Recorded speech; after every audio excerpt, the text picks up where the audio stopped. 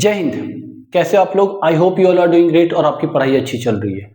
और आज मैं बहुत ही इंटरेस्टिंग, बहुत ही प्यारा सा चैप्टर लेके आया हूं। The name of the chapter is Newton laws of motion. इसे हम एनएलएम भी बोलते हैं। और इस चैप्टर से आपके जेई मेंस में, जेई एडवांस में या नीट के एग्जाम में क्वेश्चन होते ही होते हैं। तो ये चैप्टर बहुत ही इंपॉर्टेंट है। इस चैप्टर की सबसे जो खास बात है ना, इस चैप्टर में बहुत फॉर्मूले हैं नहीं, फॉर्मूले बहुत कम है, कॉन्सेप्ट है। एक बारी कॉन्सेप्ट को समझना है और इस चैप्टर के अच्छे से अच्छे न्यूमेरिकल हो जाते हैं। तो मैं बेसिकली बहुत ही छोटे लेवल से, मींस बेसिक से मैं अच्छे लेवल की क्वेश्चन आपको करवाऊंगा। तो इस चैप्टर को पढ़ने से पहले हमें मालूम है कि हमने फिजिक्स को बहुत ही अच्छे से समझने के लिए फिजिक्स को 5 डिफरेंट कैटेगरी में डिवाइड कर रखा है। And the first category is mechanics. और मैकेनिक्स का जो सबसे पहला चैप्टर है कैनेमेटिक्स, और उस कैनेमेटिक्स को हमने पढ़ रखा है। कैनेमेटिक्स में हम क्या करते थे? Basically we deals with the motion of a body without considering the cause of motion. मतलब हम बॉडी की मोशन के बारे में स्टडी करते थे, उससे रिलेटेड पैरामीटर को पढ़ते थे, like distance, displacement, speed, velocity, acceleration. ये सारे टर्म्स को हमने पढ़ा, बट हमने ये नहीं पढ़ा कि उसके पीछे का रीजन क्या है। अगर कोई बॉडी मोशन कर रहा है तो मोशन के पीछे के कॉज क्या है, इसको हमने नहीं पढ़ा था। तो इस चैप्टर में हम उस चीज को देखेंगे। तो बेसिकली सबसे पहले इस चैप्टर को स्टार्ट करते हैं। तो सबसे पहले मैं आपको बताऊंगा फोर्स के बारे में। What is force? तो सबसे पहले मैं डेफिनेशन लिख देता हूं। फोर्स इसे एफ से रिप्रेजेंट करते हैं। फोर्स क्या होता? मैं डेफिनेशन लिख देता हूं, फिर मैं आपको एक्सप्लेन करता हूं। अ पुश और पुल विच चेंजेस और tends to change state of rest or uniform motion or direction of motion of a body। ठीक है, मैंने क्या लिखा?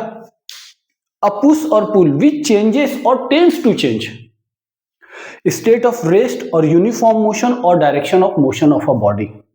मतलब फोर्स क्या होता है? पुश होता है या पुल होता है, किसी चीज को धक्का लगाना या किसी चीज को खींचना, दैट इज फोर्स। अब इसके बाद मैंने लिखा विच चेंजेस, जो कि चेंज कर देगा, और टेंस टू चेंज मतलब चेंज करने की कोशिश करेगा। किसको? अगर कोई बॉडी रेस्ट में है तो उसे मोशन में लाने की कोशिश करेगा या मोशन में ला देगा। अगर कोई बॉडी यूनिफॉर्म मोशन में है तो क्या करेगा? उसकी यूनिफॉर्म मोशन को चेंज करने की कोशिश करेगा, मींस उसकी स्पीड को बढ़ाने की कोशिश करेगा या उसकी स्पीड को घटाने की कोशिश करेगा, डिक्रीज करने की कोशिश करेगा। और direction of motion of a body मतलब क्या है? जिस बॉडी अगर जिस डायरेक्शन में जा रहा है, हमने फोर्स लगाया तो फोर्स लगाते उस बॉडी की डायरेक्शन चेंज हो जाएगी। मतलब फोर्स क्या है? पुश और पुल है। फोर्स को हम बेसिकली क्या बोलते हैं? अ पुश और पुल विच चेंजेस और tends to change state of rest, uniform motion और direction of a moving body. Clear है ना फोर्स क्या होता है? अब ये बहुत इंपॉर्टेंट है कि समझना कि फोर्स अगर हम कहीं पे लगा रहे हैं, अगर मैंने फोर्स लगाया, सपोज मैंने यहां पे फोर्स लगाया, तो मैं क्या हो गया? सोर्स हो गया और ये बॉडी हो गया। तो सोर्स और बॉडी के बीच में इंटरेक्शन होना चाहिए, तभी फोर्स लगेगा। देयर दैट इंटरेक्शन में बी डायरेक्ट इंटरेक्शन और इनडायरेक्ट इंटरेक्शन। आगे आप समझोगे जब मैं डायरेक्ट और इनडायरेक्ट फोर्स की बात करूंगा। क्लियर है ना? मतलब क्या है? मैं यहां पे एक चीज लिख सकता हूं, बोल सकता हूं, क्या बोल सकता हूं? That there must be interaction between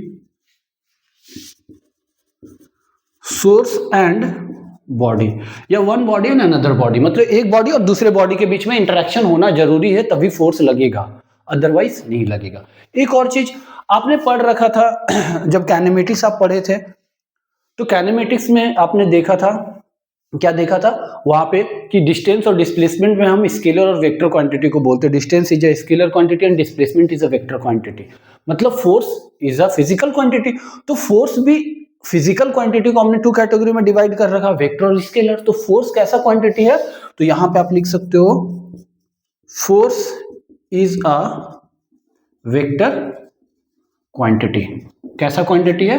vector quantity. मतलब फोर्स के पास मैग्नीट्यूड भी होगा और डायरेक्शन भी होगा। सपोज मेरे पास एक पंचिंग बैग है, सपोज, ठीक है ना, ये पंचिंग बैग, इस पंचिंग बैग को देखना, इस पंचिंग बैग को मैंने हिट करा मींस क्या करा, मैंने फोर्स लगाया।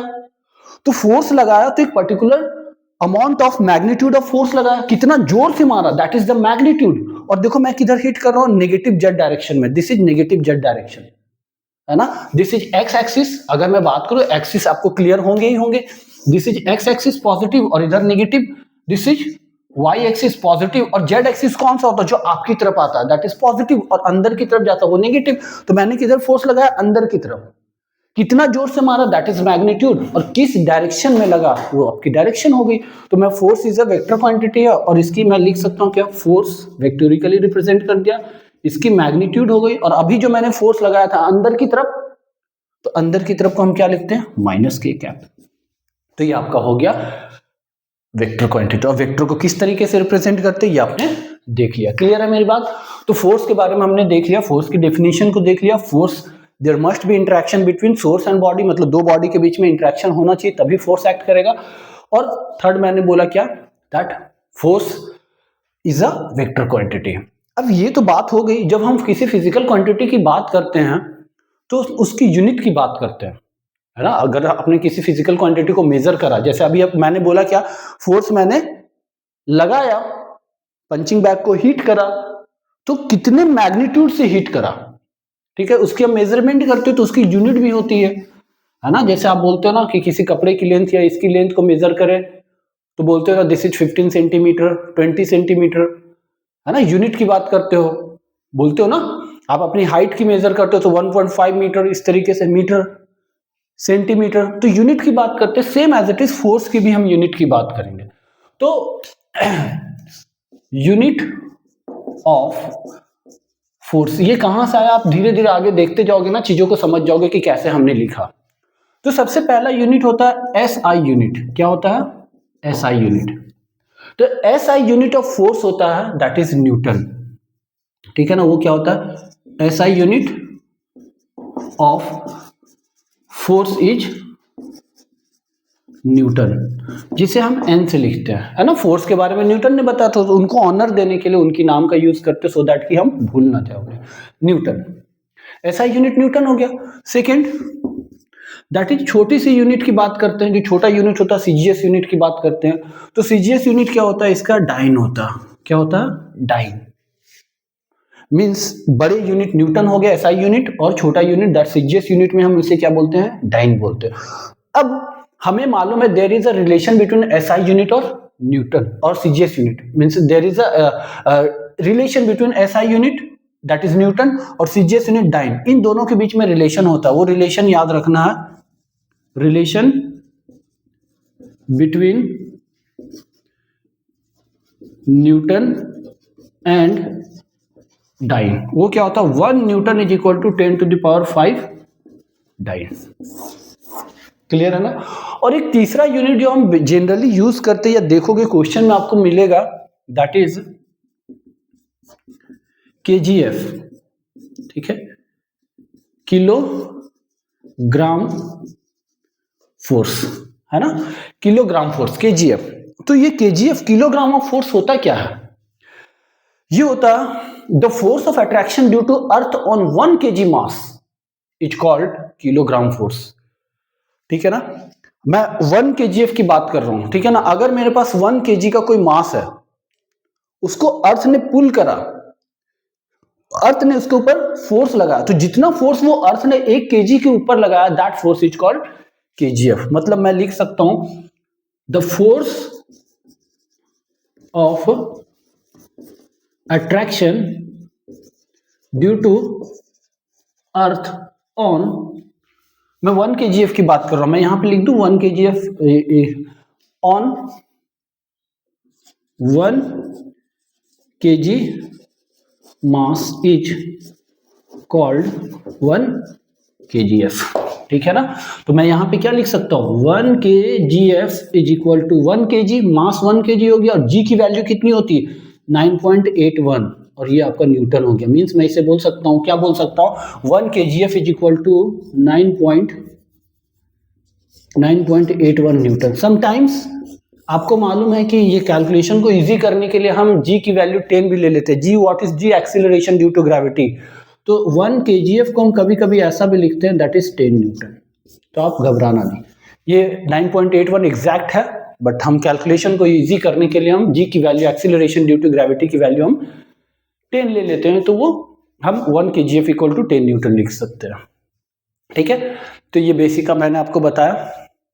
अब इसके बाद ये हमने देख लिया, फोर्स की डेफिनेशन को देख रखा हमने, फोर्स इंटरेक्शन होता है दो ऑब्जेक्ट के बीच में या सोर्स और ऑब्जेक्ट के बीच में। फिर मैंने बताया फोर्स वेक्टर क्वांटिटी और इसकी यूनिट के बारे में बात करा। ठीक है ना, एसआई यूनिट क्या होती है? न्यूटन होती है। सीजीएस यूनिट डाइन होती है, उनके बीच का रिलेशन मैंने बताया। एक और आपको मैंने यूनिट के बारे में इंट्रोड्यूस करवाया, दैट इज केजीएफ। और 1 केजीएफ की डेफिनेशन मैंने यहाँ पे लिखी है, व्हाट इज 1 केजीएफ। ठीक है ना, 1 केजी के मास होंगे, 1 केजी का मास है, उसको अर्थ ने कितने फोर्स से खींचा, that force is called 1 KGF. Clear है मेरी बात? तो ये मैंने आपको एक्सप्लेन कर दिया। अब मैं इसके बाद बात करता हूं इफेक्ट्स ऑफ फोर्स की। ठीक है ना, इफेक्ट्स ऑफ फोर्स की। अगर आपने कहीं पे फोर्स लगाया, अगर आपने किसी बॉडी पे फोर्स लगाया, तो उस फोर्स के लगते ही बॉडी पे, उस बॉडी पे क्या क्या इफेक्ट्स आ सकते हैं। मेरी बात को समझ पा रहे हो ना? ये तो मैंने बस जनरल आपको डेफिनेशन वगैरह बता दिया कि क्या है फोर्स, ये सब। अब मैं बात करता हूं कि अगर कहीं पे फोर्स लगा किसी बॉडी में, अगर किसी बॉडी में फोर्स लगा तो क्या क्या पॉसिबिलिटी हो सकते हैं उस बॉडी में चेंज होने की, उसकी कंडीशन में चेंज होने की। ठीक है ना, तो सबसे पहले हेडिंग लगा दो, that is effects of force. ठीक है, फोर्स के इफेक्ट के बारे में। तो first effect, force can move stationary body. What it mean कि अगर कहीं पे हमने फोर्स लगाया, अगर हमने कहीं पे किसी बॉडी पे फोर्स लगाया, तो it can move stationary body. अगर मान लो कोई बॉडी है, जैसे मैं एक एग्जांपल लेता हूं, ठीक है ना, ये इस तरीके से ऑब्जेक्ट को रख रखा हमने, मैंने फोर्स लगाया तो ये रुका हुआ ना, स्टेशनरी का मतलब रुका हुआ है, तो फोर्स लगाते देयर में भी चांसेस कि ये मूव कर जाए, देयर में भी चांसेस कि फोर्स लगाने से ये मूव ना करे। मेरी बात को समझ लो ना, जरूरी नहीं है। अभी जैसे मान लो मैंने मोबाइल पे फोर्स लगाया तो मोबाइल मूव कर गया, बट अगर कोई ट्रक खड़ा होगा, ट्रक पे मैंने फोर्स लगाया तो ट्रक मूव करेगा क्या? नहीं मूव करेगा। इसीलिए मैंने लिखा force can move stationary body.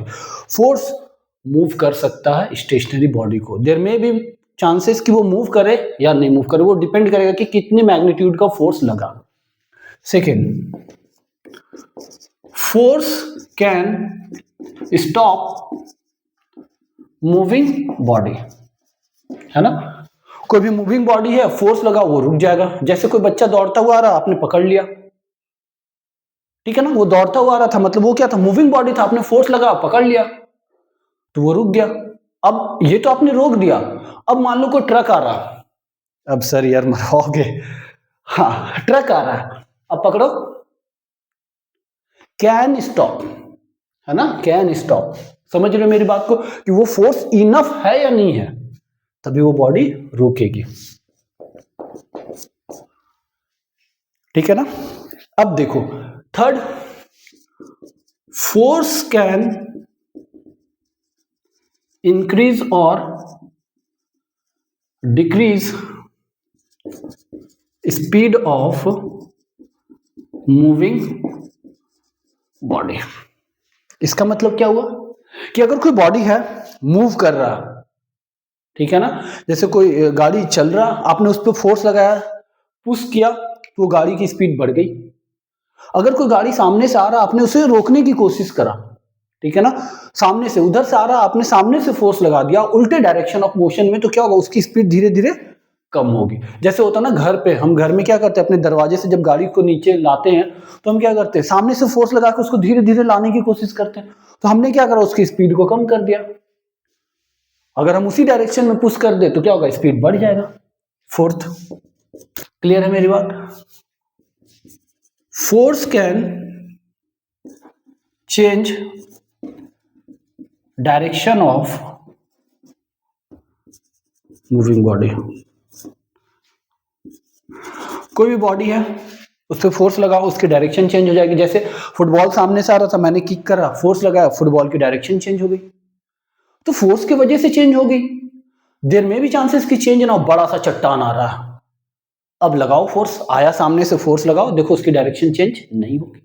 Means force can change कर भी सकता, वो तो डिपेंड करेगा फोर्स कितना लगा, वो सफिशियंट है या नहीं है चेंज करने के लिए। क्लियर है? Fifth one, force can change shape and size of a body. ठीक है ना, फोर्स बॉडी की शेप और साइज को चेंज कर देगा। ठीक है ना, जैसे मान लो ये, इस पे मैंने फोर्स लगाया, देखो इसकी शेप साइज चेंज हो रहा है ना, देख रहे हो? तो ये फोर्स की वजह से चेंज हो रहा ना। अगर मान लो ये आयरन का ब्लॉक रहता, आयरन के ब्लॉक पे मैं फोर्स लगाता हूं तो चेंज होता क्या? नहीं। तो force can change shape and size of the body. Clear है? तो ये हो गया आपके इफेक्ट्स ऑफ फोर्स के। अब मैं इसके बाद बात करने वाला हूं, समझ गए ना 5 इफेक्ट्स को? तो ये आपको ध्यान में रखने हैं कि कौन से फोर्सेस लग रहे हैं, क्या क्या हो रहा है। अब मैं इसके बाद बात कर रहा हूं, लिखते जाओगे आप, है ना, साथ में नोट्स भी बनते जाएंगे आपके। अब मैं आपको बात बताने वाला हूं, that is classification of force. अब क्लासिफिकेशन ऑफ फोर्स का मतलब क्या हुआ कि हमने देखा है कि देयर इज डायरेक्ट इंट्रैक्शन और इनडायरेक्ट इंट्रैक्शन, मतलब डायरेक्ट फिजिकल कांटेक्ट होने के बाद भी फोर्स लगते हैं, और अगर कोई बॉडी एक बॉडी से दूर है विदाउट एनी फिजिकल कांटेक्ट तब भी उनके बीच में फोर्स लगते हैं। तो on the basis of this property हमने क्या करा, फोर्स को दो अलग अलग कैटेगरी में डिवाइड कर रखा है, and that is called classification of force. ठीक है, चलो देखते हैं क्लासिफिकेशन ऑफ फोर्स की बात करते हैं हम यहां पे। तो देखो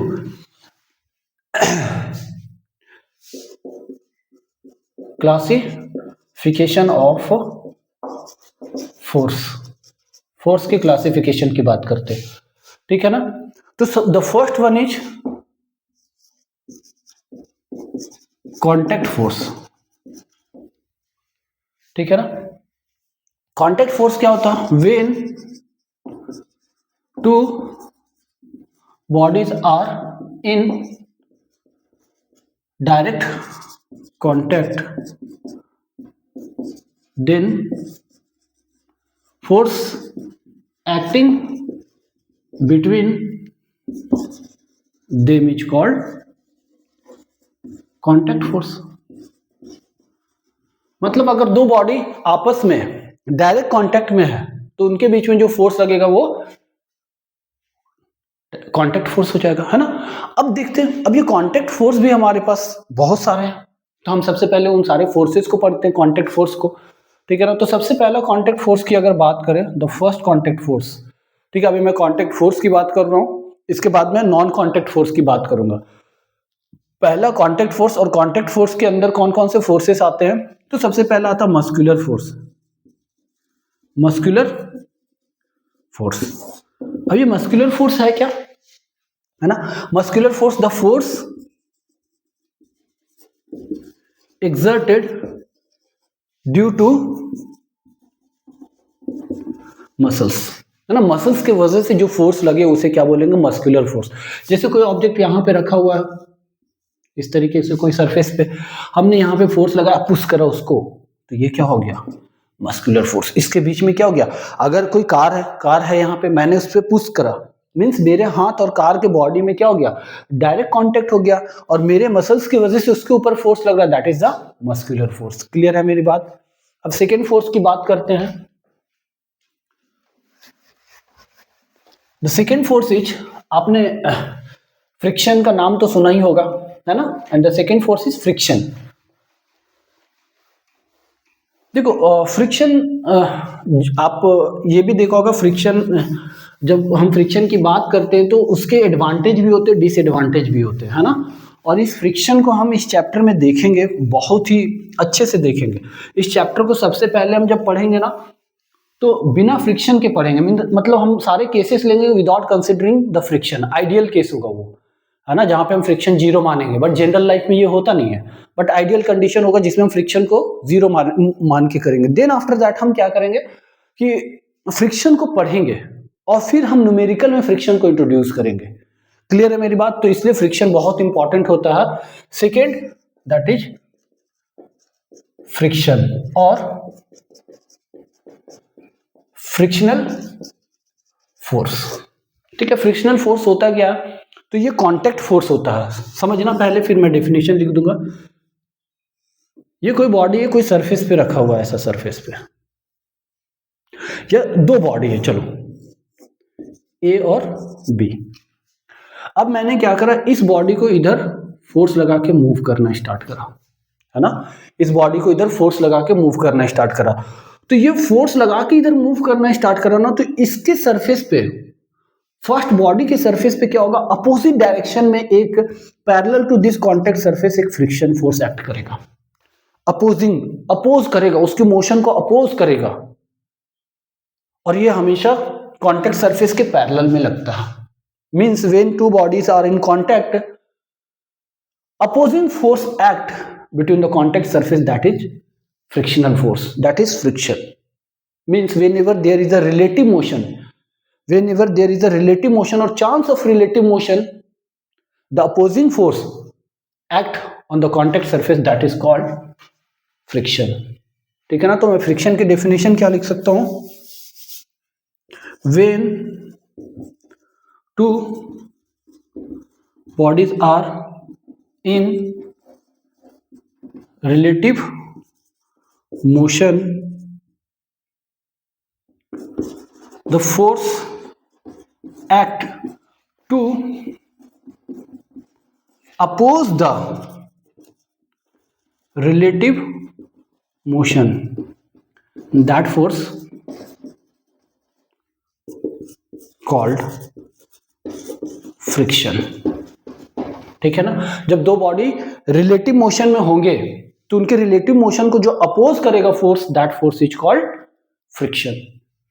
क्लियर है मेरी बात? रिलेटिव मोशन को जो अपोज करे, है ना, बॉडी रखा हुआ है, कोई फ्रिक्शन एक्ट नहीं कर रहा, जैसे मैंने फोर्स लगाया, सपोज मान लो एक टेबल है, टेबल रखा हुआ, कोई फ्रिक्शन नहीं लग रहा सरफेस पे, बट जैसे मैंने फोर्स लगाया, उनके बीच में रिलेटिव मोशन की पॉसिबिलिटी होगी, फ्रिक्शन अपोज करना स्टार्ट किया, या मोशन में आ गया, उसके रिलेटिव मोशन को अपोज करेगा, दैट इज फ्रिक्शन। क्लियर है मेरी बात? मैंने अभी एग्जांपल बताया, मैंने इस बॉडी को इधर खींचना स्टार्ट करा, तो इस बॉडी के ऊपर रखा हुआ था, इसके सरफेस, कांटेक्ट सरफेस में फ्रिक्शन स्टार्ट हुआ एक्ट करना, जो कि इसकी मोशन को अपोज करेगा, दैट इज फ्रिक्शन। क्लियर है ना? This is second force. और थर्ड कांटेक्ट फोर्स की मैं अगर बात करूं तो दैट इज नॉर्मल। ये बेसिकली आपने पहले सुना भी है, नॉर्मल आपके लिए बहुत इंपॉर्टेंट है, जो आपके लिए अभी फर्स्ट टाइम आ रहा है। ठीक है ना? नॉर्मल की बात करते हैं हम, नॉर्मल होता क्या है, तो देखो लिखते जा रहे हो ना, नोट्स बनाते हुए जाओगे आप, जो चीजों को मैं लिख रहा हूं सारी चीजें आप लिखते जाओगे, सो दैट कि आपकी नोट्स भी ऑन टाइम कंप्लीट होता जाए। नॉर्मल, नॉर्मल को हम एन से लिखते हैं। What is normal?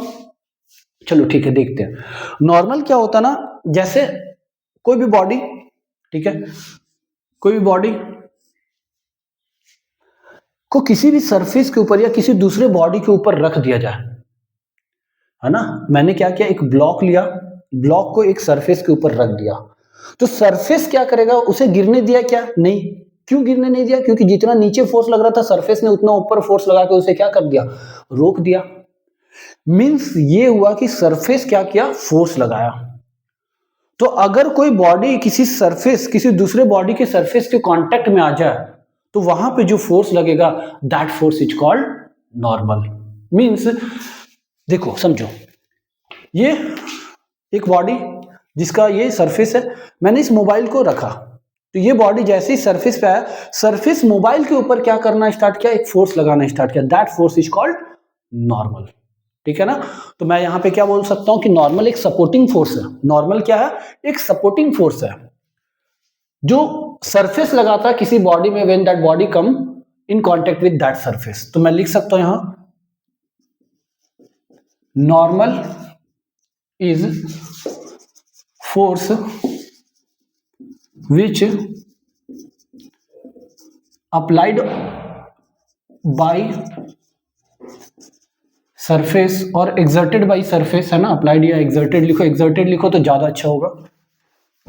Normal is a force which exerted by surface when other body come in contact with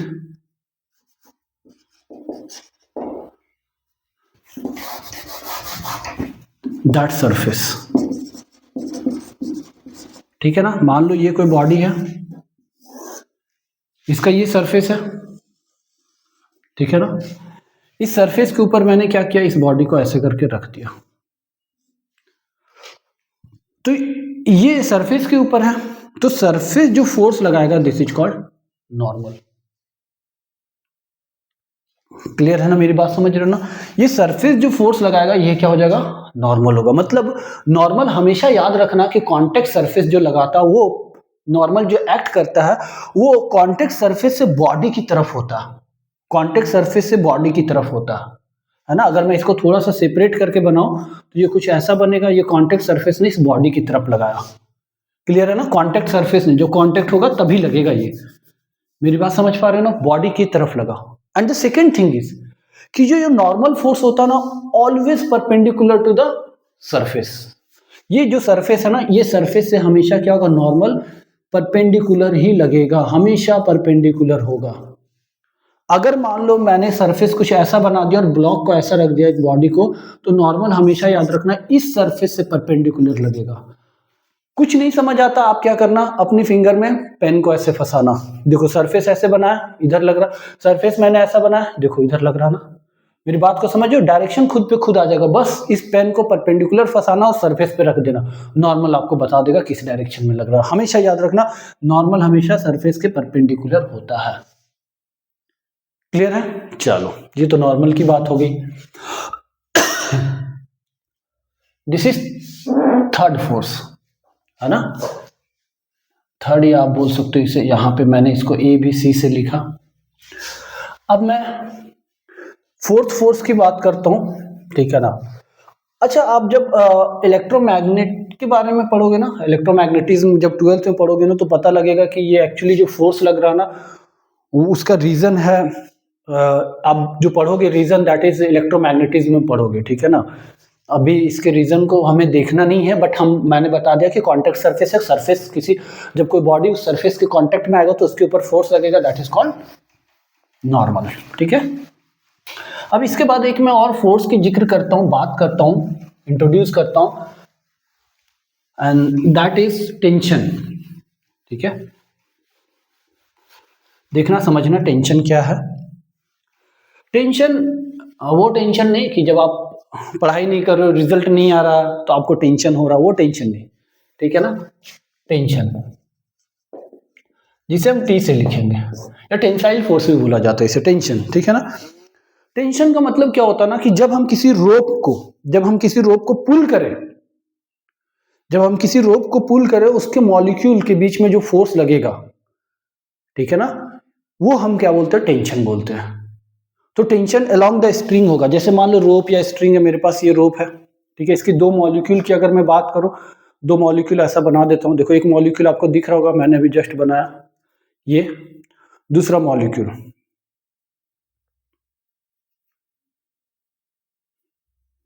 देखो जस्ट एक दूसरे के बगल में है मॉलिक्यूल, मैंने खींचा, ठीक है, मैंने खींचा, इसको पुल करा, तो क्या हुआ कि इनके बीच में फोर्स लगा, है ना, this force is called tension. मेरी बात को समझ पा रहे हो ना। तो जब भी हम कभी स्ट्रिंग को, किसी रोप को खींचेंगे, पुल करेंगे, तो उनके ऊपर जो फोर्स डेवलप होगा, that force is called tension. तो हम यहां जो रोप या स्ट्रिंग की बात करते हैं, हम यहां जो रोप और स्ट्रिंग की बात करते हैं, वो मासलेस होता, कैसा होता, मासलेस होता, ठीक है ना। मासलेस रोप की हम बात करेंगे। मासलेस रोप, जैसे ही आपको क्वेश्चन दिया जाएगा, क्वेश्चन में मासलेस रोप की बात किया जाएगा, ठीक है। मासलेस रोप का मतलब क्या होगा ना कि अगर कोई रोप है तो उसमें हर जगह पे टेंशन सेम होगा। अगर मास अलग अलग हो गया तो टेंशन अलग होगा। बस ये अभी अभी दिमाग में आप सेट कर लो कि मास, हमें मासलेस के बारे में पढ़ना, अगर कहीं किसी कंडीशन में मास दे दिया तो हम वहां पे टेंशन अलग अलग रहेंगे, उसकी कंडीशन हम देखेंगे, धीरे धीरे सारी चीजें समझ आएगी। क्लियर है ना? तो टेंशन क्या होता है? टेंशन होता है when we apply, when we pull a rope, the force develop on rope is called tension. ठीक है ना? या when when we pull rope और string, force develop in rope is called tension. अब जरूरी नहीं रोप को खींचे, आप क्या करें, एक रोप को सीलिंग में बांध दे छत के ऊपर और उस रोप से मास को इस तरीके से किसी मास को लटका दे या खुद लटक जाए, तो क्या होगा? हमने रोप को खींचा ना, तो रोप में क्या हो जाएगा? यहां पे टेंशन आ जाएगा। और ऑलवेज रिमेंबर, जो टेंशन होगा, ये जो ब्लॉक आपने लटका रखा है, ये जो ब्लॉक हैंग्ड है, इसके ऊपर होगा, ऊपर के डायरेक्शन, ब्लॉक से अवे। क्लियर है ना? नॉर्मल क्या होता था? ब्लॉक की तरफ होता था, टेंशन हमेशा ब्लॉक के अवे होगा। मेरी बात समझ पा रहे हो ना? टेंशन क्या है? क्लियर है? स्ट्रिंग होगा, रोप होगा, वहां पे हम क्या करेंगे? टेंशन की बात करेंगे। तो मैंने आपको नॉर्मल बता दिया, फिर टेंशन बता दिया। अब कांटेक्ट फोर्स की बात करते हैं, अब नॉन कांटेक्ट फोर्स की बात करते हैं ना। अभी हमने देखा कांटेक्ट फोर्स के बारे में, सब हमने देख लिया। अब नॉन कांटेक्ट की बात करते हैं। ये समझ पा रहे हो ना कैसा कंडीशन है ना? टेंशन कब लगेगा? जैसे ये अगर मैं बात करूं कुछ इस तरीके से, ऐसा अगर मैं इसको कुछ इस तरीके से देखो, कुछ ये कंडीशन है ना, देख पा रहे हो? तो ये स्ट्रिंग में क्या होगा? ये बॉडी से दूर की तरफ क्या लग रहा होगा? एक टेंशन लग रहा होगा। क्लियर है ना? इस बॉडी से अवे, इस रोप में, थ्रू आउट द रोप क्या लग रहा होगा? टेंशन लग रहा होगा। क्लियर है मेरी बात?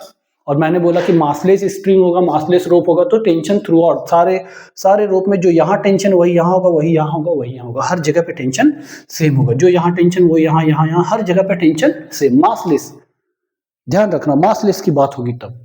मास आ जाएगा तो चीजें चेंज हो जाएगी। ठीक है, देखेंगे धीरे धीरे। चलो ठीक है, अब मैं बात करता हूँ नॉन कॉन्टेक्ट फोर्स की। हटा दो इसे, लिख लिया? चलो ठीक है, नॉन कॉन्टेक्ट फोर्स की बात करते हैं अब। ये नॉन कॉन्टेक्ट फोर्स होता क्या है? तो नॉन कॉन्टेक्ट, जैसे कॉन्टेक्ट फोर्स में बोला कि when there is a direct contact between two bodies, the force acting between them is called contact force. तो उसी तरीके से आप डिफाइन कर सकते हो कि when there is no direct contact, when there is no direct contact between two bodies, then the force acting between two bodies is called indirect contact, indirect force. ठीक है ना? तो चलो देखते हैं।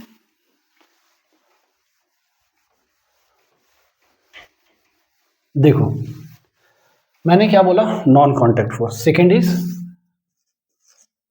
Non contact force. when there is no direct contact between two bodies and force acting between them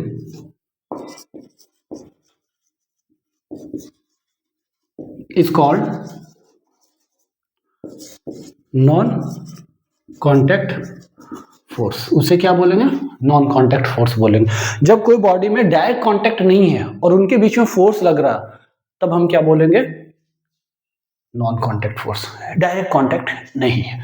अब इसके अंदर कौन कौन से फोर्सेस आते हैं? तो सबसे पहला आता है ग्रेविटेशनल फोर्स। देखो, मैंने ग्रेविटेशनल फोर्स इससे पहले भी जिक्र करा था जब मैंने आपको फिजिकल वर्ल्ड पढ़ाया था, है ना? फिजिकल वर्ल्ड फर्स्ट लेक्चर, उसमें मैंने इंट्रोड्यूस करा था फंडामेंटल फोर्सेस। फंडामेंटल फोर्सेस में मैंने आपको ग्रेविटेशनल फोर्स बताया था, स्ट्रॉन्ग फोर्स बताया था, वीक फोर्स बताया था और न्यूक्लियर फोर्स बताया था। ठीक है ना? तो ग्रेविटेशनल फोर्स ऑलरेडी मैंने वहां पे बता रखा, बट फिर भी देखो ग्रेविटेशनल फोर्स क्या होता है। देखो ग्रेविटेशनल फोर्स कोई भी पार्टिकल है ना, या जितने भी पार्टिकल है, जितने पार्टिकल उनके बीच में मास है, उनके पास मास है, तो वो हर एक पार्टिकल दूसरे मास वाले पार्टिकल को फोर्स ऑफ अट्रैक्शन से वो एक दूसरे को खींचेगा। मतलब हर एक पार्टिकल जिसके पास मास है वो हर दूसरे पार्टिकल को फोर्स ऑफ अट्रैक्शन, मतलब वो फोर्स लगाएगा, वो फोर्स ऑफ अट्रैक्शन होगा, that force of attraction is called gravitational force. Clear है मेरी बात? ऑल मास पार्टिकल और all particle having mass attract all other particle having mass with a force and that force is called gravitational force। ठीक है, क्या बोला मैंने? all particle having mass attract other particle having mass with a force, that force is called gravitational force। है ना? मतलब जितने भी पार्टिकल हैं, जितने पार्टिकल उसके पास मास है, तो वो क्या करेंगे? एक दूसरे को फोर्स लगाएंगे और अपनी तरफ खींचेंगे with attractive force, that attractive force is called, इसीलिए मैंने लिखा attract, that attractive force is gravitational force. मतलब दो बॉडी, ठीक है ना, अगर मैं बात करूं दो बॉडी, अगर एक बॉडी है जिसके पास मास m1 है और दूसरा बॉडी जिसके पास m2 है, तो ये बॉडी इसको फोर्स लगाएगा और अपनी तरफ खींचेगा, और ये बॉडी इसे फोर्स लगा के अपनी तरफ खींचेगा। This force is called gravitational force. मतलब दो बॉडी के पास अगर मास है तो उनके बीच में जो फोर्स ऑफ अट्रैक्शन होगा, that force of attraction is called gravitational force. बहुत बड़ा एग्जांपल है अर्थ और मैं। अर्थ के पास भी मास है, मेरे पास भी मास है। अर्थ मेरे को हमेशा नीचे की तरफ खींचता ना, अपनी तरफ अट्रैक्ट करता। मैं भी अर्थ को खींच रहा हूं, लेकिन अर्थ मेरे साइड इसलिए नहीं आते, रीजन इज कि mass of earth is very large, बहुत ही ज्यादा मास है, बट मेरी मास कम है तो मैं अर्थ की तरफ चला जाता हूं। अभी अगर मैं बात करूं, मैं अगर थर्ड फ्लोर पे हूं तो मेरा कोई कांटेक्ट नहीं है अर्थ से, there is no direct contact, but फिर भी अर्थ मेरे को खींच रहा। तो this force is called gravitational force. और इसका फॉर्मूला भी आपने देख रखा होगा, that is F is equal to G m1 m2 upon r square. इन दोनों के बीच का सेपरेशन है r। अगर अर्थ वाले केस में आपने लिखा होगा तो वहां पे क्या लिखा होगा? F is equal to G m small m upon r square. ये फॉर्मूला आपने 9th में पढ़ा होगा थोड़ा, मैं इसलिए लिख रहा हूं क्योंकि यहां से मैं वेट को डिफाइन करूंगा अभी, ठीक है ना। तो देखो G, capital G, that is universal gravitational constant, mass of earth, and this is distance और radius of earth आप बोलो, ठीक है ना। क्योंकि अगर ये अर्थ है, आप यहाँ पे खड़े हो, तो ये हुआ radius of earth, this is mass of earth, ठीक है ना। तो आपके ऊपर फोर्स ऑफ अट्रैक्शन लग रहा, and that force of attraction is gravitational force. और मैंने फॉर्मूला लिख दिया, दिस इज मेरी मास, ठीक है ना। तो हमारे बीच में क्या लग रहा? ग्रेविटेशनल फोर्स लग रहा। अब यहां से आपने पढ़ा होगा F इज इक्वल टू, जो फोर्स लग रहा है, ये इस वाले को क्या लिखते थे? एक्सीलरेशन ड्यू टू ग्रेविटी, और ये स्मॉल m, मतलब फोर्स इक्वल टू मेरे पास क्या आ गया? m इंटू जी, और इसी को तो हम वेट बोलते हैं, mass into acceleration due to gravity. Clear है? मैं अभी बार बार यहां इस चैप्टर में बार बार कोई भी बॉडी की बात होगी वहां वेट की बात होगी। This is weight. तो वेट हमारे पास निकल के क्या आ गया? Weight is nothing but the force with which earth pull any object towards its centre. जिस फोर्स से किसी ऑब्जेक्ट को अर्थ अपने सेंटर की तरफ पुल करता है, दैट इज वेट। क्लियर है ना? मैंने ग्रेविटेशनल फोर्स इंट्रोड्यूस किया और ग्रेविटेशनल फोर्स से आपको वेट भी एक्सप्लेन कर दिया। क्लियर है मेरी बात? ग्रेविटेशनल फोर्स क्या? दो बॉडी है, दो बॉडी के पास मास है, तो उनके बीच में फोर्स ऑफ अट्रैक्शन एक्ट करेगा, दैट इज ग्रेविटेशनल फोर्स। अर्थ और मैं, मेरे को अर्थ खींच रहा, मैं भी अर्थ को खींच रहा हूं, हमारे बीच में फोर्स ऑफ अट्रैक्शन एक्ट कर रहा है, जिसका फॉर्मूला मैंने लिखा, और फिर मैंने यहां से वेट को डिफाइन कर दिया। वेट W से रिप्रेजेंट किया जाता है, this is mass into acceleration due to gravity. और एक्सीलरेशन ड्यू टू ग्रेविटी की वैल्यू होती है, एक्सीलरेशन ड्यू टू ग्रेविटी की वैल्यू होती है 9.81 मीटर पर सेकंड स्क्वायर, जो कि आपने काइनेमेटिक्स में यूज करा होगा। क्लियर है? तो दिस इज ग्रेविटेशनल फोर्स, और ग्रेविटेशनल फोर्स से मैंने आपको वेट भी एक्सप्लेन कर दिया। क्लियर है? अब मैं, ये तो नॉन कांटेक्ट में ग्रेविटेशनल फोर्स की बात होगी, लिख लो इसे, फिर मैं इसे रब करूं पूरा, फिर आगे बात करते हैं। लिख लिया? चलो ठीक है। देखो वेट को मैंने यहाँ पे इंट्रोड्यूस इसलिए किया ना क्योंकि पूरे चैप्टर में वेट की बात होगी, तो इसलिए मैं पहले ही आपको बता दिया कि आपको पता होना चाहिए कि वेट होता है क्या और वेट का फॉर्मूला क्या होता है ना। अब इसके बाद मैं बात करता हूँ, नॉन कांटेक्ट फोर्स ही चल रहा है ना। फर्स्ट मैंने बताया that is gravitational force, second that is electromagnetic force, ठीक है ना।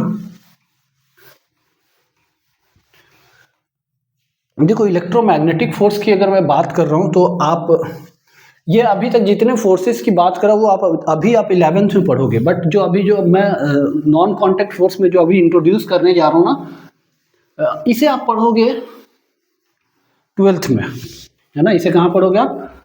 12th में पढ़ोगे। चलो देखते हैं।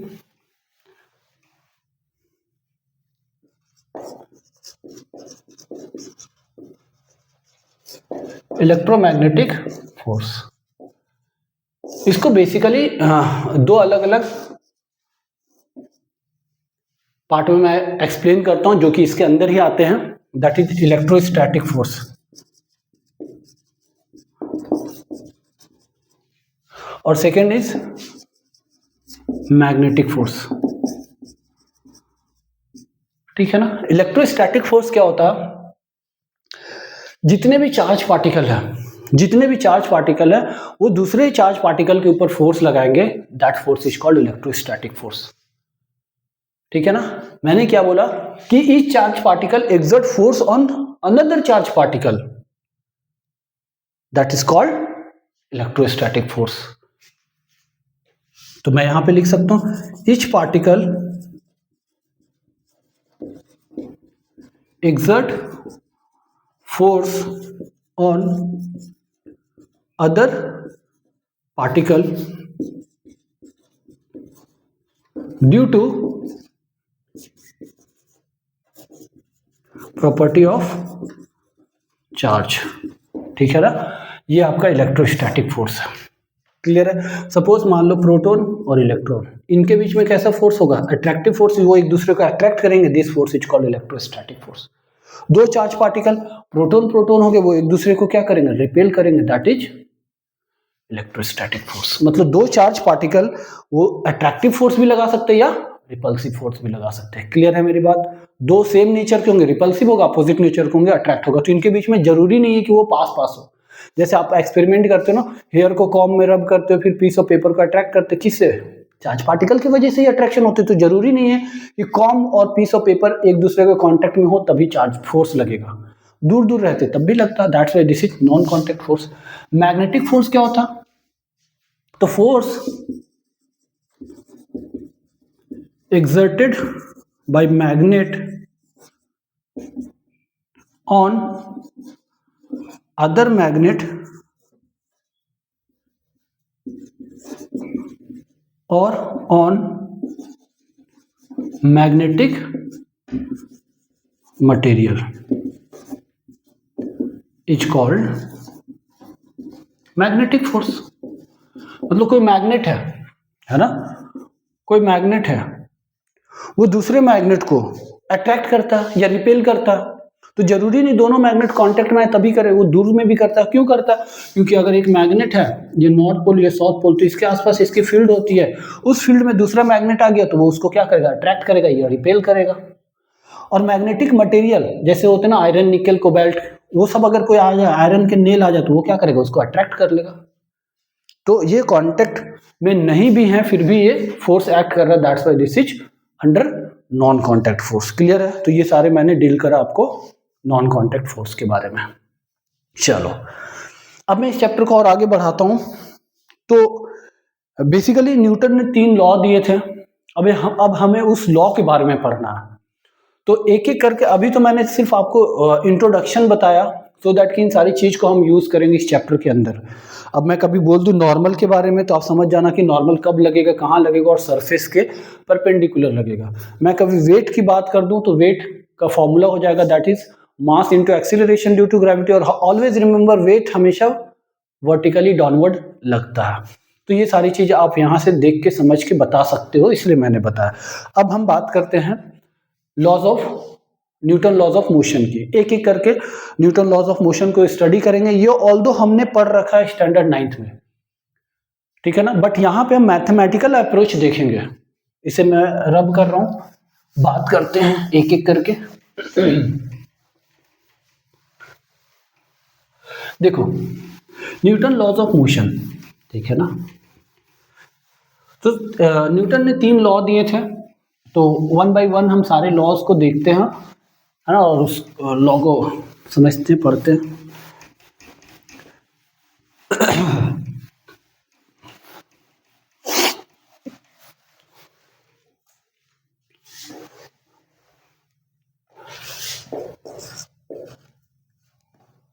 फर्स्ट, या इसे मैं लिखता हूं, न्यूटन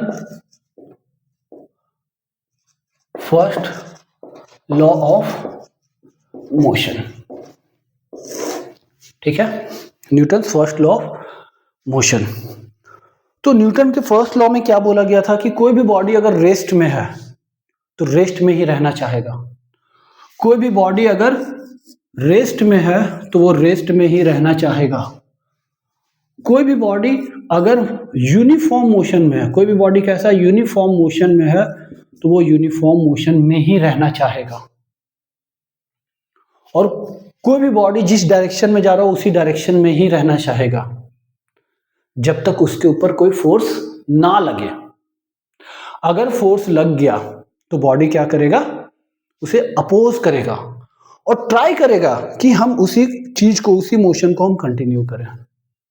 मतलब मैं बोल सकता हूं, क्या बोल सकता हूं कि every body want to continue it state of rest और uniform motion in a straight line unless it is compelled by some external force, ठीक है ना। सारे बॉडी अपने स्टेट ऑफ मोशन को, रेस्ट को, यूनिफॉर्म मोशन को और जिस डायरेक्शन में जा रहा है उसी डायरेक्शन को कंटिन्यू रखने की कोशिश करेगा जब तक उसके ऊपर कोई एक्सटर्नल फोर्स ना लगे। अगर एक्सटर्नल फोर्स लग गया तो वो अपोज करेगा और अपनी स्टेट को कंटिन्यू करने की कोशिश करेगा। That is Newton first law. अब जरूरी नहीं है कि वो अपनी स्टेट को कंटिन्यू कर ले, बट वो बॉडी कोशिश करेगा। और वो कितना उस मोशन को कंटिन्यू करता, वो इस बात पे डिपेंड करता है कि उस बॉडी की मास कितनी है। And that tendency is called inertia. आपने पढ़ा होगा, ठीक है ना, इनर्शिया के बारे में पढ़ा होगा। Tendency to oppose the motion, ठीक है ना, कि जिस रीजन की वजह से वो उसकी में बॉडी में चेंज आ रहा है उसको अपोज करेगा। That tendency is called inertia. और इनर्शिया मास पे डिपेंड करता है। जितनी ज्यादा बॉडी की मास होगी उतनी ज्यादा वो अपोजिंग टेंडेंसी होगी, और वो अपोजिंग टेंडेंसी जितनी ज्यादा होगी अपनी स्टेट ऑफ मोशन को वो कंटिन्यू रखेगा। क्लियर है मेरी बात, ठीक है ना। तो चलो इसकी डेफिनेशन लिखते, आई होप आप समझे होगे। न्यूटन फर्स्ट लॉ में मैं डेफिनेशन लिख रहा हूं, every body remain in state of rest or uniform motion in straight line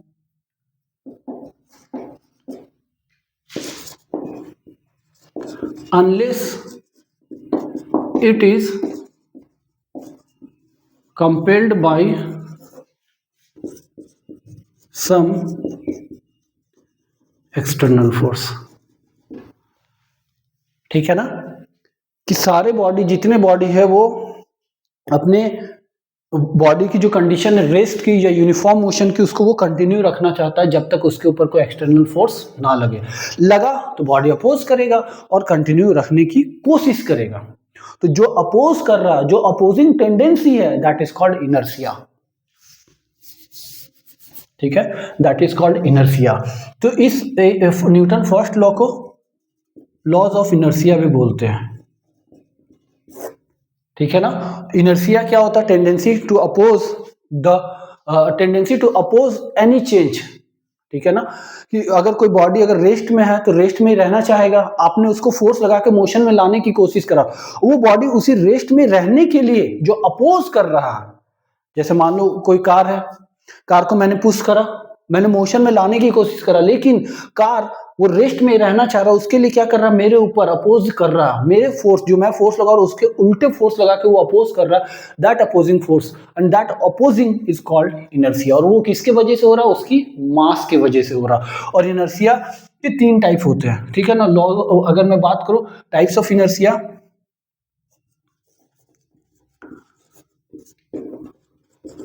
तो ये बेसिकली 3 होते हैं। The first one is inertia of rest, दूसरा होता है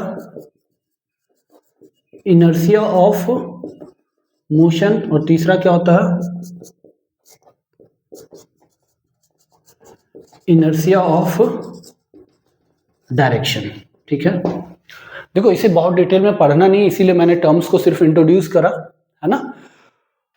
तो अगर टाइप्स ऑफ इनर्शिया की बात करें तो सबसे पहले इनर्शिया ऑफ रेस्ट, है ना। जैसे आप अगर बस में खड़े रहते हो, ठीक है ना, कोई बस है उसके ऊपर खड़े हो, आपका पैर है ना वो कांटेक्ट सरफेस में बस पे, बस आगे बढ़ा, आपकी कंडीशन क्या रहती है कि आप रेस्ट में रहना चाहते हो, बस आगे बढ़ा, कांटेक्ट सरफेस वहां पे आपकी बॉडी रेस्ट में रहना चाह रही है, बस आगे गया, कांटेक्ट सरफेस जो पैर था बस के साथ वो आगे बढ़ा, बट आपकी बॉडी वहीं रहना चाहती है। इस वजह से क्या होता है, पैर आगे निकल जाती है, हमें फील होता है कि हम पीछे की तरफ जा रहे हैं, बॉडी वहीं रहना चाह रहा, वो तो पैर आगे चला गया, आपकी बॉडी वहीं के वहीं रह गया। ठीक है ना। और भी देखते हैं घर में जब साफ सफाई करते हैं ना, डोरमेट को क्या करते हैं, उठाते हैं, स्टिक से उसे बीट करते सो दैट की डस्ट पार्टिकल नीचे गिर जाए। तो आपने क्या करा, डोरमेट को बीट करा, डोरमेट को मारा तो डोरमेट आगे गया, डस्ट पार्टिकल वहीं के वहीं थे, अपनी स्टेट को कंटिन्यू करना चाहे वहीं के वहीं रुके रह गए, वो डोरमेट आगे चला गया, डस्ट पार्टिकल वहीं, और वो नीचे की तरफ गिर गया, बाहर आ गया ना। This is inertia of rest. Inertia of motion की बात करते हैं। इनर्शिया ऑफ मोशन, बस में चले जा रहे, बस भी जा रही है, आप भी बस में जा रहे हो, सडन आप बस से जंप कर जाओ, तो आपकी बॉडी किस में थी, मोशन में थी, हमेशा वो मोशन में रहना चाहेगी, बट जैसे ही जंप करा, कांटेक्ट सरफेस फ्लोर पे आती है, कांटेक्ट जो पार्ट है आपकी बॉडी का वो रेस्ट में आ गया, बट बॉडी कंटिन्यू करना चाहेगी, इसके वजह से आप नीचे की तरफ गिरते हो, आगे की तरफ जाते हो, that is inertia of motion. Inertia of direction, car में जा रहे हो, आप बैठे हुए, तो जो सीट के साथ कांटेक्ट सरफेस आपकी बॉडी से जो है वो क्या, कार ने जैसे टर्न किया, कांटेक्ट सरफेस टर्न हो गया, बट अपर बॉडी पार्ट क्या उसी डायरेक्शन को मोशन में रहना चाहेगा। तो जैसे ही आपने टर्न लिया, कार ने टर्न लिया, लोअर पोर्शन तो टर्न ले लिया, बट बॉडी उसी पाथ को कंटिन्यू करना चाहेगा, दैट्स वाई हमें फील होता है कि हम बाहर की तरफ जा रहे हैं, that is inertia of direction. Clear है ना। This is Newton first law. ये बेसिकली अगर हम मैथमेटिकली इसे लिखें,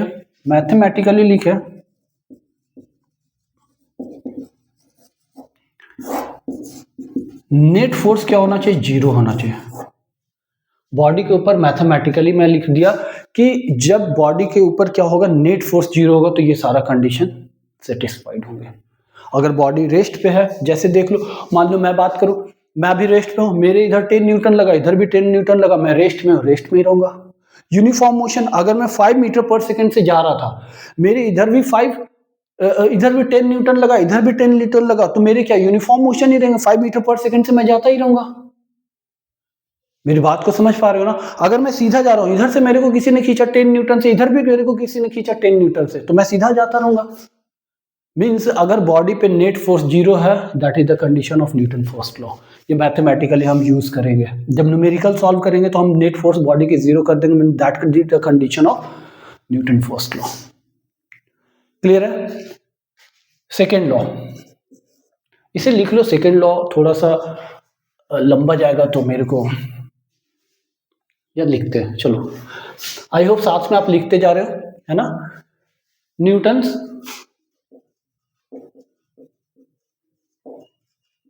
second law, Newton second law क्या बोलता है,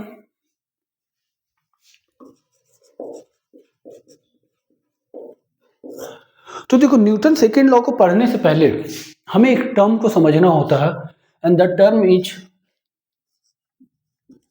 लीनियर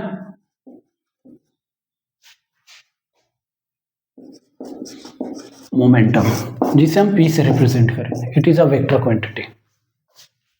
लीनियर मोमेंटम, ठीक है ना, it is a vector quantity. तो लीनियर मोमेंटम क्या होता है, इसे न्यूटन सेकेंड लॉ को समझने से पहले हमें लीनियर मोमेंटम को समझना. लीनियर मोमेंटम होता क्या है? लीनियर मोमेंटम होता है the quantity of motion possessed by body.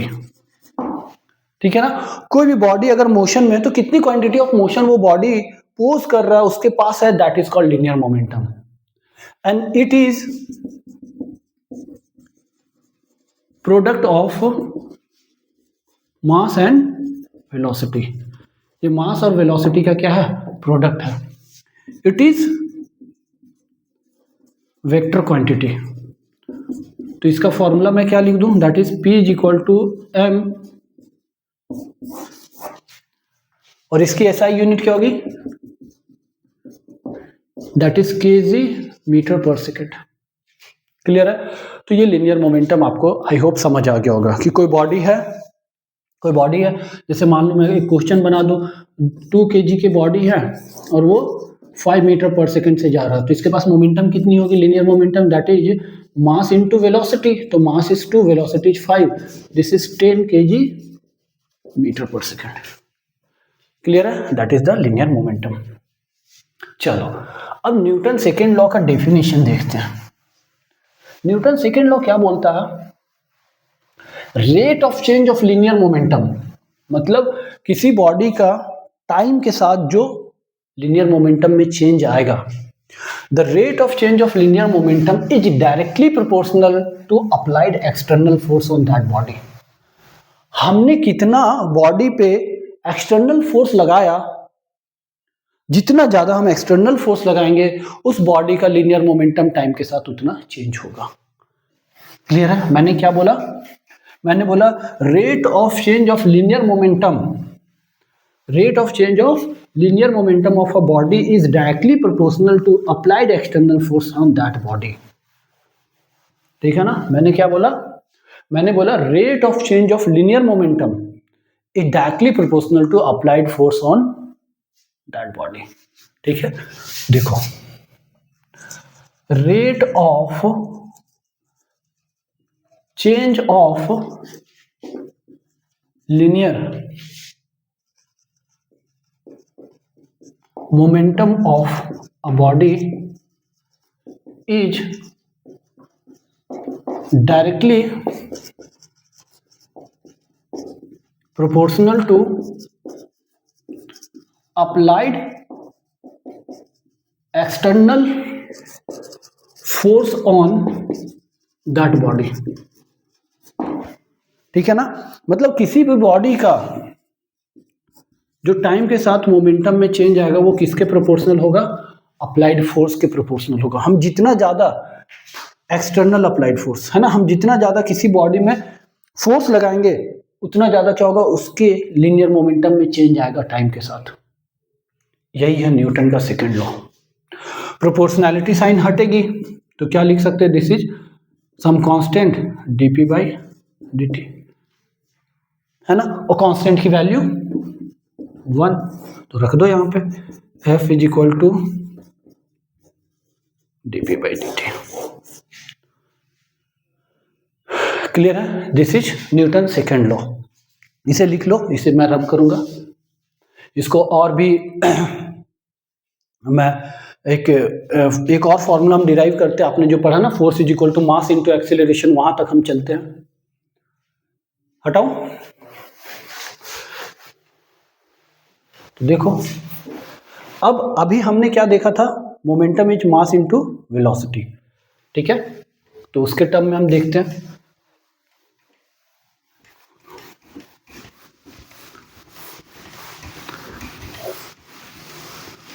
अच्छा, dp बाई dt का मतलब क्या?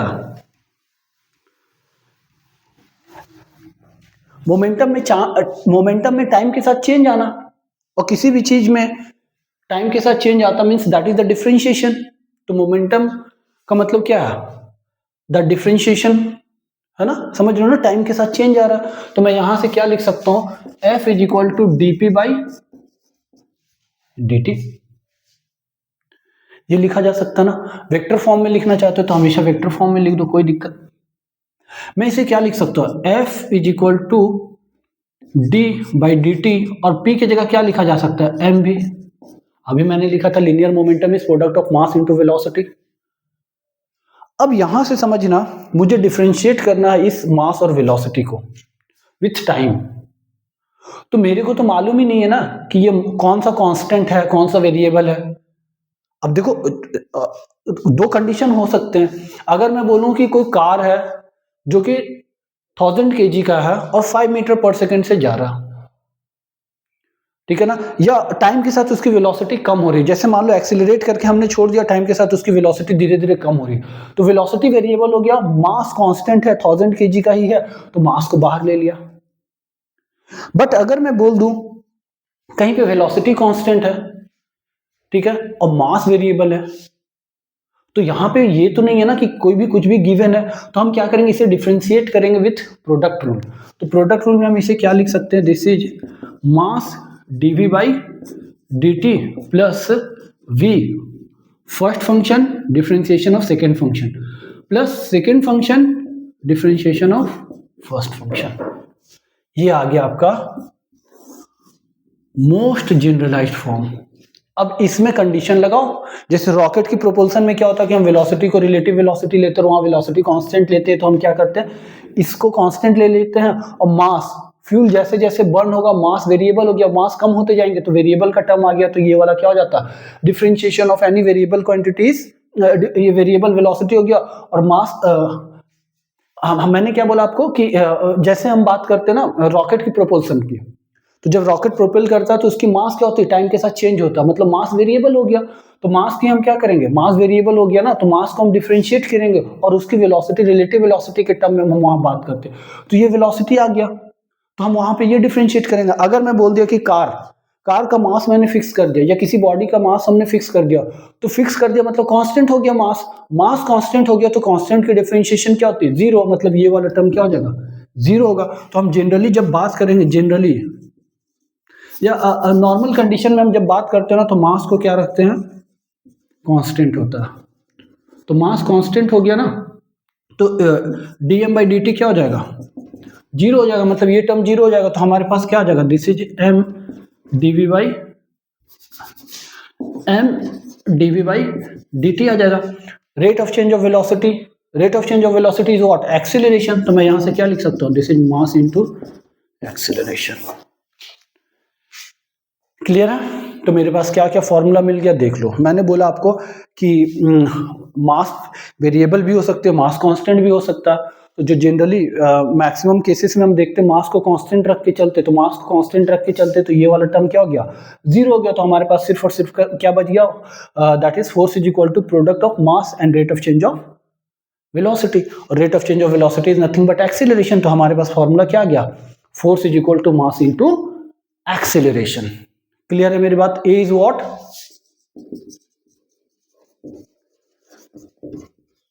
एक्सीलरेशन, ठीक है ना। अब यहां से फोर्स का हमारे पास फॉर्मूला बन गया, और फॉर्मूला बनते ही मास को हम क्या लिख सकते हैं, यूनिट हमने देखा था ना, यूनिट याद है आपको, मैंने न्यूटन बोला था ना, तो यहाँ पे यूनिट देखोगे तो केजी मास के लिए होगा मीटर पर सेकंड स्क्वायर, इसी को क्या बोलते हैं, न्यूटन बोलते हैं, ठीक है ना। अगर हमारे पास 1 kg का मास है और एक्सीलरेशन 1 मीटर पर सेकंड स्क्वायर है, तो ये हो जाएगा 1 न्यूटन। समझ आया, चलो ठीक है। सेकेंड लॉ हो गया। बेसिकली सेकेंड लॉ बहुत ही ज्यादा यूजफुल होगा, जहां पे हम न्यूमेरिकल में, जैसे मैंने बताया था कि first law, Newton first law में हमने देखा था नेट फोर्स को जीरो रखा था, यहां पे हम लिखेंगे net force is equal to mass into acceleration, ठीक है, बॉडी की जो टोटल मास होगी, एक्सेलरेशन। चलो हो गया ये। अब मैं न्यूटन के थर्ड लॉ की बात करता हूं, लिख लो इसे, रब करूंगा मैं। चलो देखो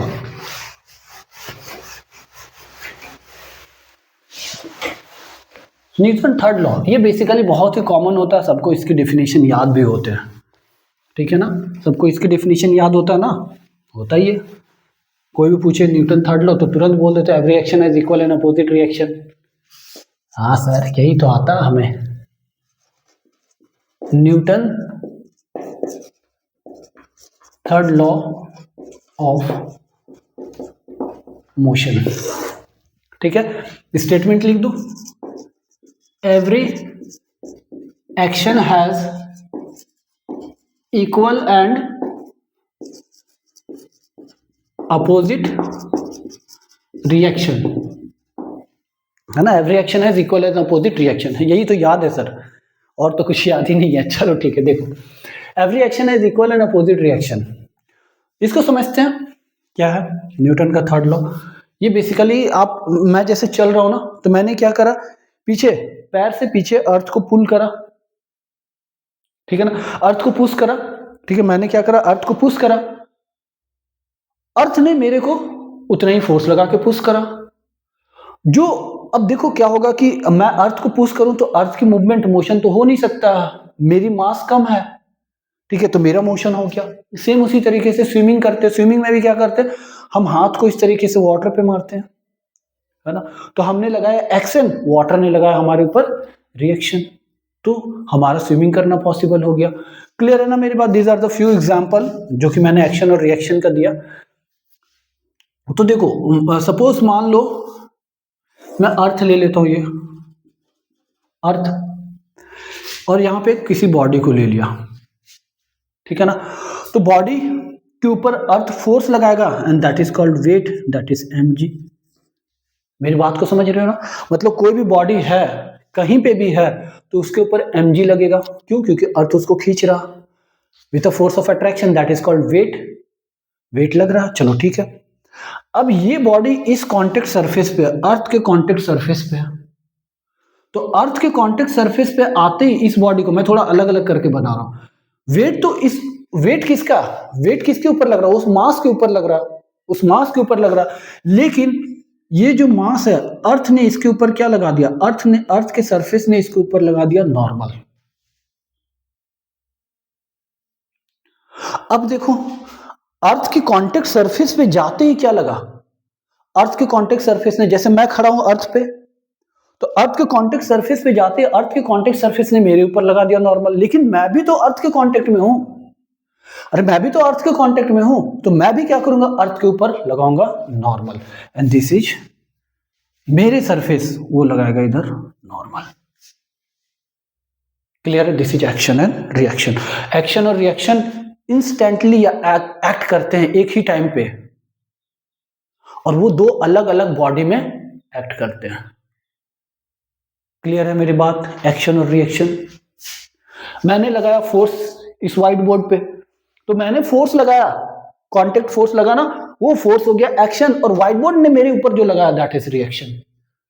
एक्शन रिएक्शन हमेशा पेयर में होंगे, और वो दो बॉडी पे, अलग अलग दो बॉडी पे लगेंगे। क्लियर है मेरी बात? तो दिस इज एक्शन और रिएक्शन, और every action has equal and opposite reaction, this is Newton third law. चलो मैंने तीनों लॉ डिस्कस कर दिए। अब बहुत ही इंपॉर्टेंट मैं समझाने जा रहा हूं, that is free body diagram. Free body diagram को समझोगे तभी जाकर के आगे न्यूमेरिकल सॉल्व कर पाओगे, क्योंकि फ्री डायग्राम से ही हमें पता लगता है कि किस तरीके से किसे प्रोसीड करना, आगे किस तरीके से सॉल्व करना। चलो देखते हैं न्यूटन के, तो तीनों लॉ को मैंने डिस्कस कर दिया, बहुत अच्छे से समझ भी आया आपको। न्यूटन का फर्स्ट लॉ का मैंने मैथमेटिकल जो लास्ट का रिलेशन लिखा, वो क्या लिखा था, net force on a body is 0, और न्यूटन का जो न्यूटन का सेकेंड लॉ के लिए मैंने लिखा net force is equal to mass into acceleration, और न्यूटन थर्ड लॉ में बोला every action has equal and opposite reaction, और एक्शन रिएक्शन को भी मैंने समझाया, वेट को अलग करके मैंने समझाया कि वेट क्या है और एक्शन और रिएक्शन क्या बनते हैं। अब मैं बात करने जा रहा हूँ फ्री बॉडी डायग्राम को, ठीक है। आपने काइनेमेटिक्स में पढ़ा होगा कि अगर कोई वेक्टर क्वांटिटी है तो हम उसे क्या करते हैं, वेक्टर अलजेब्रा लगाते हैं, ठीक है ना, वेक्टर अलजेब्रा लगाते हैं, और तब जाकर के वेक्टर क्वांटिटी को हम सॉल्व करते हैं। स्केलर क्वांटिटी रहता तो हम डायरेक्टली ऐड करते, सब्ट्रैक्ट करते, बट वेक्टर रहता तो वेक्टर का हम वेक्टर अलजेब्रा लगा करके उसकी सॉल्यूशन को देखते हैं, ठीक है ना, उसे प्रोसीड करते, उससे सॉल्व करते हैं। तो देखो free body diagram that is FBD, free body diagram बहुत ही इंपॉर्टेंट है, ठीक है। तो देखो जरूरी नहीं है कि कहीं पे एक ही बॉडी रखा हुआ हो, ढेर सारे बॉडी रखे हुए हो सकते हैं, मेरी बात समझ रहे हो ना। जैसे मैं लिफ्ट में खड़ा हूं तो मैं हो गया, लिफ्ट हो गया, अलग अलग बॉडी हो गया। तो सबसे पहले हमें करना क्या है कि आइडेंटिफाई द बॉडी, हमें क्या करना है, आइडेंटिफाई करना बॉडी का जिसका हमें फ्री बॉडी डायग्राम बनाना, ठीक है ना। मैंने क्या बोला कि ढेर सारे बॉडी हैं, हमें किस बॉडी का फ्री बॉडी डायग्राम बनाना, उस बॉडी को आइडेंटिफाई करना। तो सबसे पहला हमारा स्टेप क्या हो गया, identify body of which we have to draw FBD, ठीक है ना। किस बॉडी की हमें FBD बनाने हैं उसे हम सबसे पहले आइडेंटिफाई कर लें। किस बॉडी की फ्री बॉडी डायग्राम बनाने, बोला मैंने कि ढेर सारे बॉडी होंगे, किस बॉडी की फ्री बॉडी डायग्राम बनाना उसे आइडेंटिफाई कर लो। Second, depict all the external forces acting on that body, उस बॉडी में जितने भी एक्सटर्नल फोर्स लग रहे हैं सारे एक्सटर्नल फोर्स को आप दिखाओ, दर्शाओ, शो करो। डिपिक्ट का मतलब यही हुआ, second step. Third step,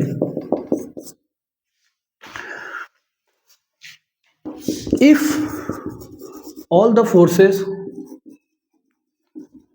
acting along x axis, y axis or z axis,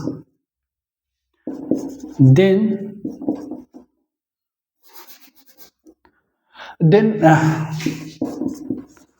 operate them vectorically।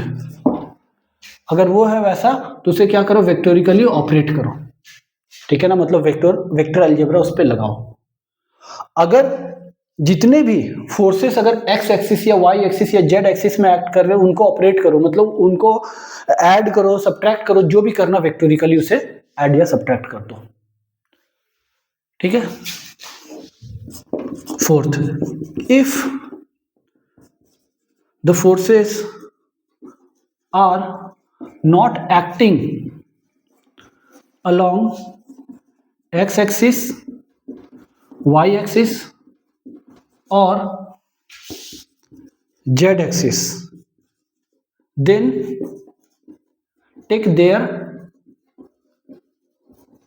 component along these axes and operate them vectorially, ठीक है। अगर फोर्सेस एक्स एक्सिस या वाई एक्सिस या जेड एक्सिस के long नहीं act कर रहा है तो हमें क्या करना, उस फोर्स का कंपोनेंट लेना है, एक्स एक्सिस के लॉन्ग, वाई एक्सिस के लॉन्ग या जेड एक्सिस के लॉन्ग, जैसे भी एक्सिस होंगे उसके लॉन्ग लेना और उसे हमें ऐड कर देना वेक्टोरिकली। क्लियर है ना, ये स्टेप्स हो गया, ऐड कर देना या उस पर आप वेक्टर का ऑपरेशन आपको परफॉर्म करना है और जो रिजल्ट मांग रहा है, जो आपको डिजायर्ड रिजल्ट चाहिए उस रिजल्ट तक आपको पहुंचना है। क्लियर है, चलो एक एक करके समझते हैं सारी चीजों को।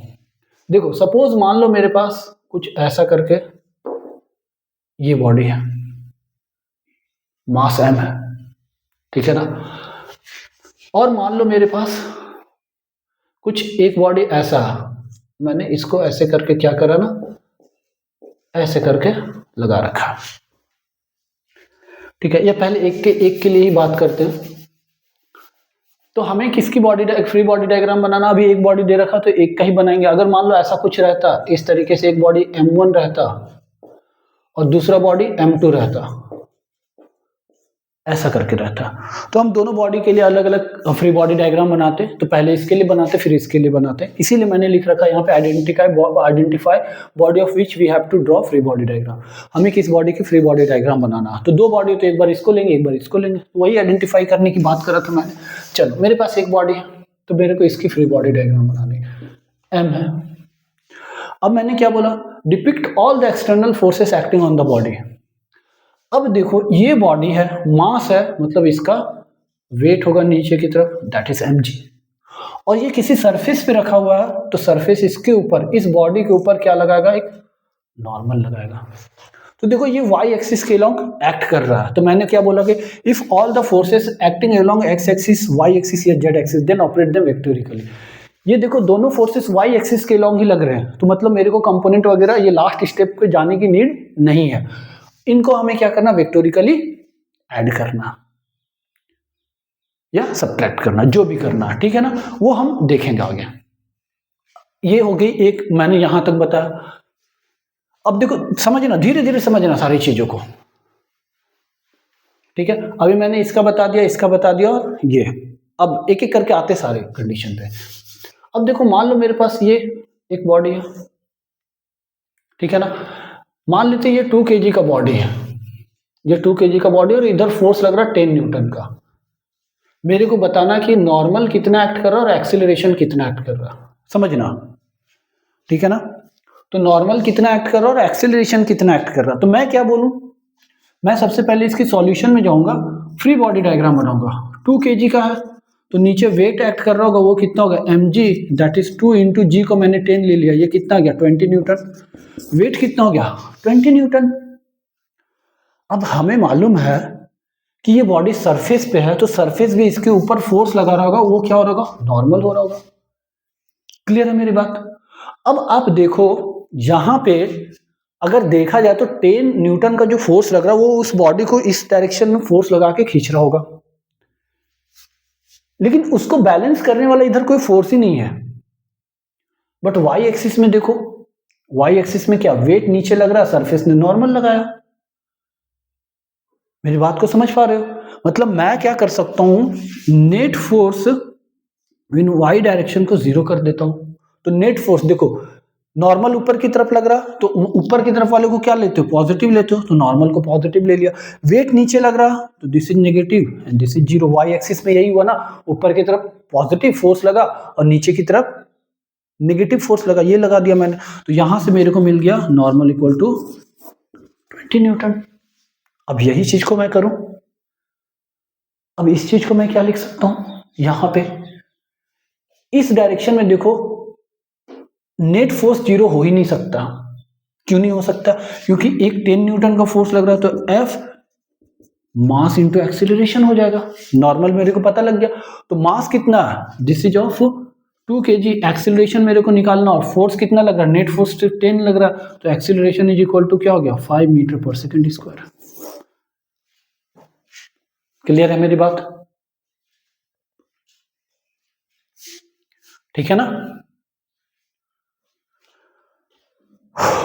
लिख लिए, ये हो गया एक्स एक्सिस का मैंने डील करा, दैट इज किस तरीके से। अगर मान लो फोर्स लगा ही नहीं, मतलब फोर्स लगा ही नहीं बोलने का ये क्या मतलब हुआ कि फोर्स किसी एक्सिस में लगा ही नहीं, वो ना ही एक्स एक्सिस के लॉन्ग है, ना ही वाई एक्सिस के लॉन्ग है, ना ही जेड एक्सिस के लॉन्ग है। तो देखते हैं, करते हैं। ये जस्ट मैं आपको बस समझा रहा हूं यहाँ पे किस तरीके से हम फ्री बॉडी डायग्राम बनाते हैं, ठीक है ना। तो देखो ये कुछ फोर्सेस ऐसा करके लग रहा है, F is equal to 10 newton, और यही 2 kg का ब्लॉक था, और मान लेते एक्स एक्सिस से ये 30 डिग्री पे लग रहा। तो अब देखो, अब यहां पे आइडेंटिफाई करना बॉडी को, चलो मैंने बॉडी को आइडेंटिफाई कर लिया, ये 2 kg का बॉडी था। अब मेरे को क्या करना, depict all the forces, external forces acting on it. तो एक तो एक्सटर्नल फोर्स लग रहा, वेट लग रहा, that is 2 into 10, that is 20 Newton, और ऊपर कांटेक्ट में होगा तो नॉर्मल लगेगा। चलो ठीक है, ये तो मैंने कर दिया। अब थर्ड क्या बोलता है कि all the forces acting along x axis, y axis, z axis, then operate them vectorically. मतलब कि अगर एक्स एक्सिस वाई एक्सिस में लग रहा तो ऑपरेट करो, लेकिन यहां पे देखो नॉर्मल है वाई एक्सिस में, वेट भी है वाई एक्सिस में, लेकिन फोर्स ना ही वाई एक्सिस में ना ही जेड एक्सिस में, मतलब ये तो हम ऑपरेशन अब कर ही नहीं सकते। अब हमें ऑपरेट करने के लिए, ऑपरेट का मतलब क्या होता है कि वो नॉर्मल निकालना, इससे पहले जस्ट मैंने बताया था नॉर्मल निकालना या एक्सेलरेशन निकालना। तो वो नॉर्मल और एक्सेलरेशन निकालने के लिए, ऑपरेट करने के लिए मेरे को क्या करना होगा? अब ये वाला तो कंडीशन वहां पे सेटिस्फाइड ही नहीं हो रहा, क्योंकि एक्स एक्सिस, वाई एक्सिस और जेड एक्सिस में फोर्स है ही नहीं। तो मैं क्या करूं, if the forces is not acting along x axis, y axis और z axis, then take their component.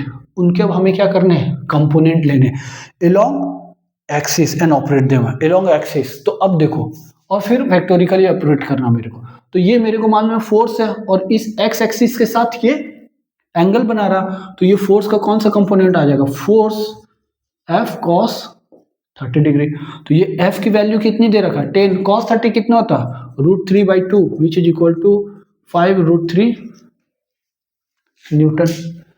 अब एक तो कंपोनेंट एक्स एक्सिस में ले लिया, दूसरा कंपोनेंट कहां पे जाएगा? वाई एक्सिस में, that is F sine 30। F कितना है? 10 साइन 30 की वैल्यू कितनी होती है? 1/2, दिस इज 5 न्यूटन। मतलब मेरे को बॉडी का फ्री बॉडी डायग्राम पता चल चुका है। 20 न्यूटन नीचे लग रहा है, ऊपर एक नॉर्मल लग रहा है, और ऊपर एक फोर्स लग रहा है 5 न्यूटन का, और इधर फोर्स लग रहा है दैट इज 5√3 न्यूटन का। ये आपका फ्री बॉडी डायग्राम बन के तैयार है। अब इसके बाद ऑपरेट कर दो। आपको एक्सेलरेशन पूछ रहा, नॉर्मल पूछ रहा, क्या पूछ रहा, लगा दो। तो this is the way to draw the free body diagram. ये बहुत ही जरूरी है। इसके पहले केसेस में मैंने जस्ट एक एग्जांपल लेके बताया था कि नॉर्मल कैसे निकालते हैं और एक्सेलरेशन कैसे निकालते हैं। वो जस्ट एक एग्जांपल था। हम देखेंगे धीरे धीरे कैसे क्या क्या होते हैं। तो हम बेसिक से लेकर के, मतलब कि न्यूटन के फर्स्ट लॉ के कुछ क्वेश्चन लेंगे, सेकेंड लॉ के लेंगे, और फिर थर्ड लॉ को इंट्रोड्यूस करके इस तरीके से करके हम ढेर सारे क्वेश्चन को सॉल्व करेंगे। और जो मैंने बेसिक कॉन्सेप्ट दिया, इस कॉन्सेप्ट को बहुत ही अच्छे लेवल तक लेके जाएंगे और अच्छे अच्छे क्वेश्चन को सॉल्व करेंगे। तो बेसिकली आज के लेक्चर में मैंने आपको आज बेसिक, और आप बोल सकते हो सारे फंडामेंटल्स मैंने आपको बताया, और फंडामेंटल से फ्री बॉडी डायग्राम तक आए, जो कि बहुत ही जरूरी है। फ्री बॉडी डायग्राम, बिना फ्री बॉडी डायग्राम के आप क्वेश्चन लगा ही नहीं सकते हो। क्लियर है? और मैंने फ्री बॉडी डायग्राम के स्टेप भी लिख रखे हैं, और कैसे वेक्टोरिकली ऑपरेट करेंगे ये धीरे धीरे हम और भी समझेंगे। तो this is all about today's lecture. I hope आपको समझ आया होगा। चीज़ों को रिपीट करो, फंडामेंटल्स क्लियर रखो, सो दैट कि आगे जब मैं बताऊं तो चीज़ें समझ आ जाए। Thank you very much.